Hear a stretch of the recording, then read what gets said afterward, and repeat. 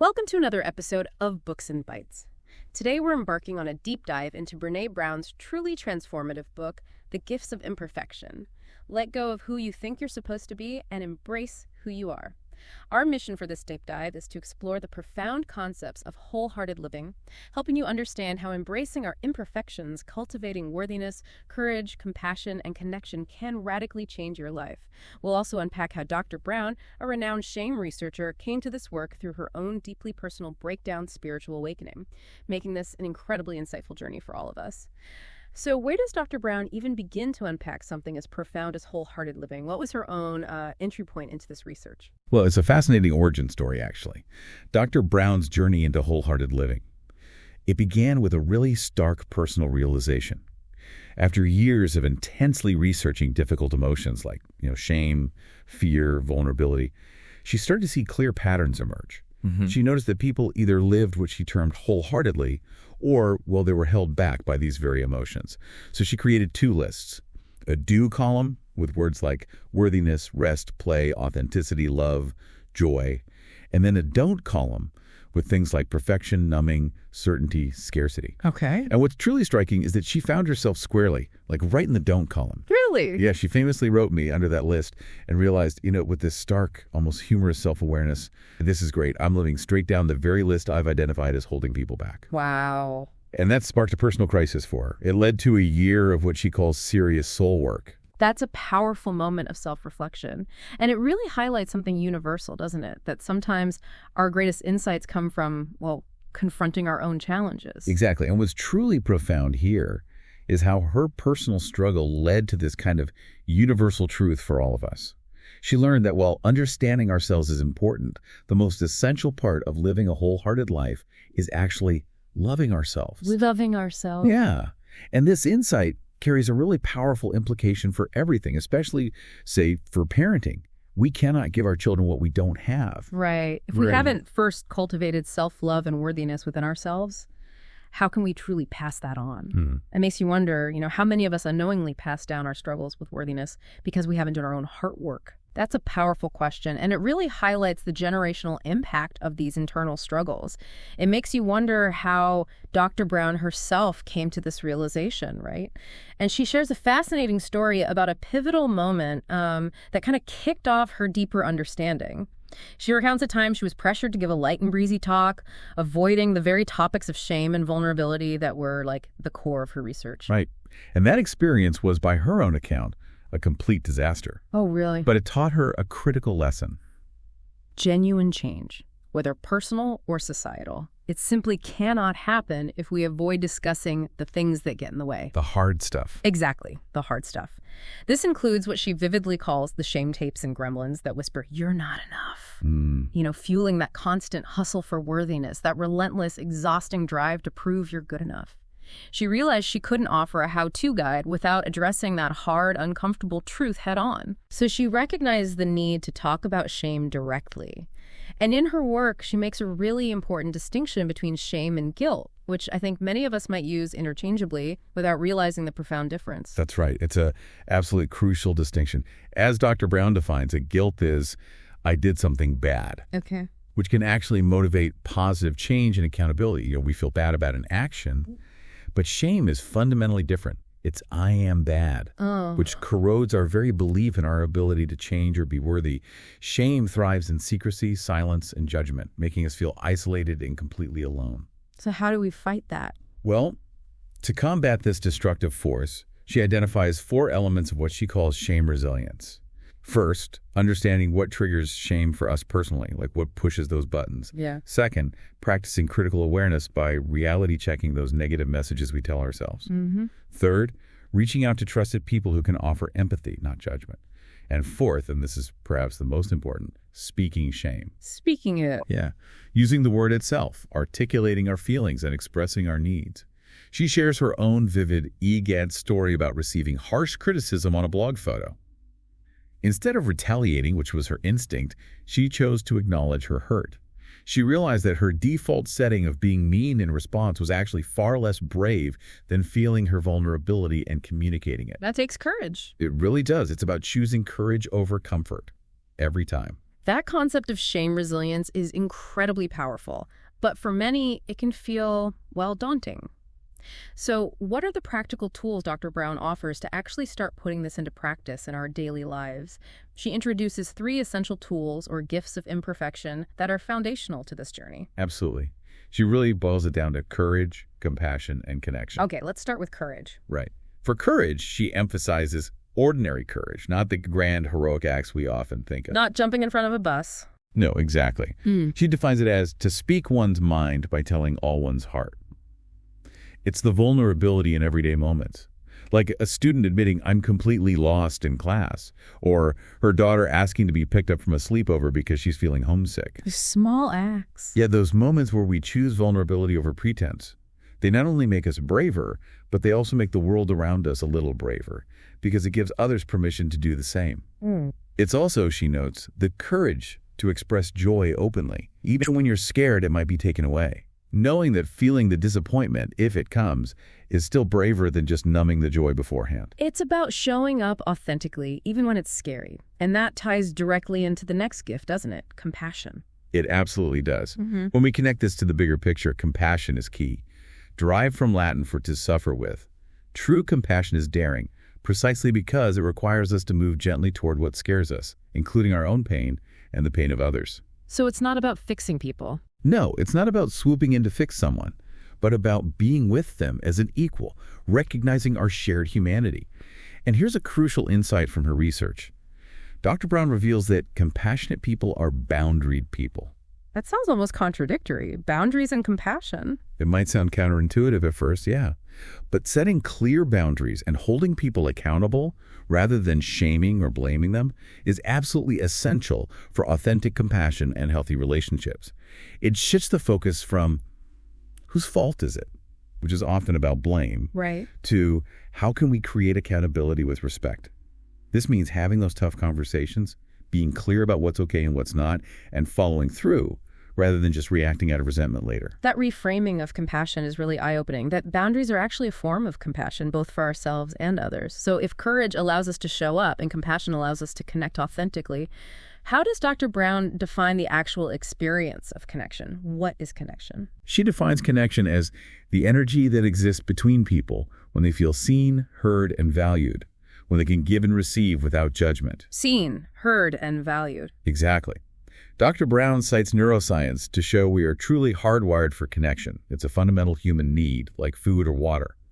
But she warns that technology, while useful, can often be an imposter. It can make us feel communicative without being truly connected. Yeah. Scrolling versus talking. Precisely. We might spend more time on social media than in genuine face-to-face interactions where that real energy exchange happens. She also powerfully challenges the myth of self-sufficiency, stressing that until we can receive with an open heart, we are never really giving with an open heart. That's interesting. Receiving to give. Yeah. Embracing our need for help, she found, actually strengthens relationships. It allows others the opportunity to share their strength and wisdom with us, creating this vital two-way flow of connection and mutual support. Asking for help isn't weakness. It's vulnerability that fosters connection. That idea of accepting help being an act of giving back, in a way, that's a paradigm shift for many of us, I think. And all of these courage, compassion, connection, they seem to hinge on one central belief that Dr. Brown unpacks in detail. They absolutely do. The entire journey of wholehearted living hinges on a powerful belief in our inherent worthiness. Worthiness? Yeah. Dr. Brown clarifies this so powerfully by saying, we are worthy now, not if, not when. Just now. As is. Just now. As is. This directly confronts the societal tendency to hustle for worthiness by constantly performing, achieving, or perfecting ourselves. She delineates fitting in, which means changing who you are to be accepted, from true belonging, which is being accepted for exactly who you are, imperfections and all. Fitting in versus belonging, that's huge. It is. And this then raises an important question she explores. Can we love others more than we love ourselves? The book explores this deeply using a powerful analogy of secondhand smoke to suggest that our own self-destruction, our inability to embrace our worth, can actually harm those we love. It underscores that self-love and self-acceptance aren't optional luxuries. They're fundamental priorities, because a deep sense of love and belonging is an irreducible human need. We need it to thrive. That's a profound thought. Okay, so if wholehearted living is the destination, how do we actually get there? It sounds great in theory, but Dr. Brown, drawing on her own transformative experience, doesn't just leave us with theory, right? She offers 10 incredibly practical guideposts, daily practices that serve as our roadmap. Exactly. They're like directions for navigating this, sometimes challenging but always rewarding path. And she's clear, these aren't a checklist to tick off. It's continuous, intentional life work. Okay, let's dive into these guideposts. Where does she start? The first is cultivating authenticity, letting go of what people think. Letting go of what people think. Easier said than done. Oh, absolutely. It means consciously letting go of who we think we're supposed to be and embracing who we are. It's an act of profound courage because it directly challenges all those societal expectations, which can be particularly stifling for women. You know, be thin, be nice, be agreeable, and for men, control your emotions, be stoic, don't show weakness. Right. Linked closely to this, the second guidepost is cultivating self-compassion, letting go of perfectionism. Dr. Brown asserts that perfectionism is a direct byproduct of shame.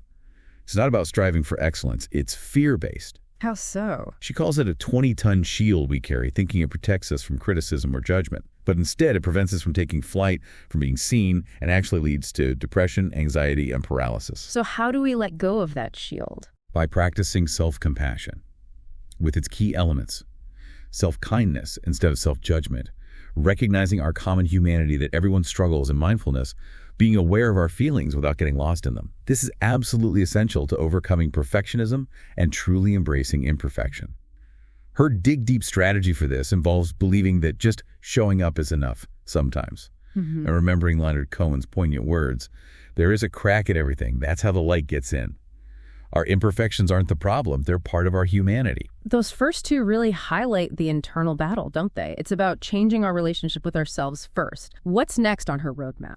Next up is cultivating a resilient spirit, letting go of numbing and powerlessness. Resilience, Dr. Brown explains, is our ability to bounce back from adversity, from hard times.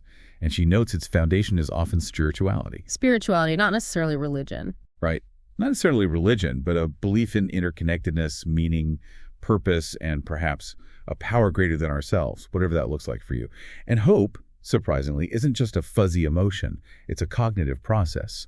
It involves setting realistic goals, figuring out flexible pathways to achieve them, and believing in our own ability to get there. Agency. Dr. Brown challenges the cultural idea that everything should be fun, fast, and easy, noting that this mindset often hinders our ability to cultivate real gritty hope when things get tough. And the numbing part. Oh, yes. A critical insight here is about numbing and taking the edge off painful emotions. We all do it to some extent, right? A glass of wine, too much TV, endless scrolling. Sure. But Dr. Brown discovered a profound truth in her research. Correct. We cannot selectively numb emotions. Meaning, when we numb the dark, the grief, the fear, the disappointment, we also inadvertently numb the light. We numb our capacity for joy, gratitude, connection, creativity. wow, you can't have one without the other. Exactly. The Dig Deep for this guidepost offers a practical vowel check to stay deliberate about how we cope. A vowel check. Yeah. Are you practicing abstinence from your go-to numbing behaviors? Getting enough exercise, taking time for inquiry like reflection on yourself and others, addressing unexpressed emotions, and crucially, finding moments of, consciously embracing joy and gratitude, even small moments. That selectively numb idea is incredibly powerful. It makes you really reconsider those coping mechanisms. So if we're letting go of numbing, what are we meant to embrace instead? That leads directly to the fourth guidepost, cultivating gratitude and joy. Letting go of scarcity and fear of the dark. These are intrinsically linked spiritual practices in her view. Dr. Brown distinguishes joy from happiness. Happiness is often tied to circumstances. If things are going well, you're happy. Right. But joy is deeper. It's connected to spirit, to gratitude, a more enduring sense of well-being, even when circumstances aren't perfect. And what gets in the way of joy? The primary barriers are often scarcity and fear of the dark. Scarcity is that feeling of never enough. Fear of the dark is that almost superstitious fear that if we feel too joyful, something bad will happen to balance it out. Or that acknowledging gratitude might somehow invite disaster. Like foreboding joy. Exactly, foreboding joy. But she shares a profound truth. The dark does not destroy the light, it defines it. It's our fear of the dark that casts our joy into the shadows. Her dig deep for this encourages transforming that fear into gratitude. When you feel that foreboding joy creep in, intentionally acknowledge the vulnerability and then consciously shift your focus to thankfulness for the present moment. Practicing gratitude as an antidote to fear. I like that. Yeah. The fifth guidepost is cultivating intuition and trusting faith, letting go of the need for certainty. Dr. Brown found in her research how our intense societal and maybe personal need for certainty often silences our intuition, our gut feelings. We want guarantees. We really do. She defines intuition not as some mystical sixth sense, but as the ability to hold space for uncertainty and to trust various forms of knowledge, both our rational thinking and our instinctual, embodied knowing. And faith, in her research, isn't about having all the answers either. It means a place of mystery, where we find the courage to believe in what we cannot see and the strength to let go of our fear of uncertainty. So certainty is almost the opposite of faith. In many ways, yes. She emphasizes that certainty is often rigid and fear-based, while faith requires vulnerability and trust. Her dig deep practice involves intentionally getting quiet and still to hear that inner wisdom. Even if it means finding a quiet corner, maybe even hiding in the garage for 5 minutes, or using grounding practices like prayer or meditation. So it's about trusting our inner knowing even when we don't have all the external answers. What about our creative spirit? Does that fit in? Oh, absolutely. The next guidepost, number 6, is cultivating creativity, letting go of comparison. Dr. Brown asserts really powerfully that there are no non-creative people, only people who use their creativity and people who don't. Everyone is creative. Inherently, yes. She emphasizes that unexpressed creativity doesn't just disappear. It festers into things like resentment, grief, and fear. And she says, the only unique contribution that we will ever make in this world will be born of our creativity. That's a big statement. It is, and the big killer of creativity. Comparison. She calls comparison the thief of joy and a crushing paradox of fit in and stand out. When we compare ourselves to others, we often fall into that trap of trying to be the best within a certain group, which totally takes us away from our own unique path and authentic expression. Constantly looking over your shoulder. Exactly. Her dig deep here is simple but profound. Make creating something a regular priority, maybe weekly, and take a class or try something new where you're a beginner again, risking that vulnerability of feeling new and maybe a bit awkward. Yeah. It reconnects you to the process, not just the product. That really hits home. So often, we stifle our creativity because we're worried about how it measures up. What else do we need to bring into our lives that we might be neglecting in our busy culture? An incredibly important pair, especially today. Guidepost 7 is cultivating play and rest. Letting go of exhaustion as a status symbol and productivity as self-worth. That hits hard. Exhaustion as a status symbol. Right. These are presented as absolutely essential for wholehearted living, not simply luxuries or rewards for hard work. Dr. Brown cites research by Dr. Stuart Brown, no relation. I think that the opposite of play is not work. The opposite of play is depression. Wow. The opposite of play is depression. It's a profound statement. She challenges the pervasive cultural belief that exhaustion is a status symbol, competitive tiredness, and that our productivity is our self-worth. Of hustle culture. Totally. She advocates instead for intentional downtime, for true rest and purposeless play. Her own family's choice to prioritize a joy and meaning list, things like enough sleep, healthy food, time off, connection over an accomplishment and acquisition list, beautifully exemplifies this. They realized they were letting go of productivity as self-worth, recognizing they were already living the life they wanted. Making conscious choices about what truly matters. Then the 8th guidepost is cultivating calm and stillness, letting go of anxiety as a lifestyle. Dr. Brown recounts her own personal struggle with anxiety-induced dizzy spells, which became a real wake-up call. It led her to actively cultivate calm, which she defines as managing emotional reactivity with perspective and stillness, creating an emotionally clutter-free space within ourselves. Calm and stillness sounds nice, but hard to find. It can be. She stresses that anxiety is extremely contagious, but so is calm. Our own state affects those around us. And fear is a major barrier to stillness because we often stay busy, keep moving, to outrun uncomfortable truths or avoid sitting with difficult emotions. Distraction. Exactly. Her dig deep here includes practical steps like looking at things like caffeine intake, but also recognizing that calm and stillness can be potent medicine. It involves becoming aware of our own patterned responses to anxiety, whether we tend to overfunction and try to control everything, or underfunction and shut down and choosing a different response. It's a reminder that self-care isn't just a treat. It's really fundamental to navigating life. And for many people, our work is such a huge part of our identity. How does Dr. Brown address that aspect of life? She does so beautifully with guidepost number 9. Cultivating meaningful work. Letting go of self-doubt and supposed to. Dr. Brown notes that cultivating our unique gifts and talents through meaningful work brings deep purpose. Conversely, squandering those gifts leads to distress, regret, and a sense of unfulfillment. She states powerfully that sharing our gifts and talents with the world is the most powerful source of connection with God, or with purpose, with something larger than ourselves. And what gets in the way of that? Self-doubt, definitely. And those insidious supposed to messages we internalize from society, family, wherever. Things like, you're supposed to hate your work, that's normal. Or you're supposed to pick a secure, predictable career path, even if it deadens you inside. The gremlins again. The gremlins are back. Dr. Brown even introduces the concept of slash careers, like being an accountant slash jeweler or a teacher slash musician, as a way to integrate multiple passions and talents, refusing to be put in just one box. Ultimately, she emphasizes that overcoming self-doubt and the supposed tapas means truly believing we're enough, regardless of external validation or what society dictates our path should look like. She echoes Howard Thurman's profound quote, "Don't ask what the world needs, ask what makes you come alive and go do it, because what the world needs is people who have come alive." That's a perfect encapsulation of finding purpose. Goosebumps. And finally, what's the last guidepost, the 10th one? The one that truly brings us back to our shared humanity and maybe some lightness. The last guidepost is cultivating laughter, song, and dance, letting go of being cool and always in control. Laughter, song, and dance. Yes. These universal expressions are not just fun, although they are fun. They create emotional and spiritual connection, reminding us powerfully we are not alone. Think about knowing laughter, that shared laugh of relief or recognition between people. It's pure connection. Music moves us emotionally in ways words often can't. And dance, she points out, is full body vulnerability. Full body vulnerability. Yeah, that makes sense why some people avoid it. Right. Many people fear it because it means letting go of control, looking silly perhaps.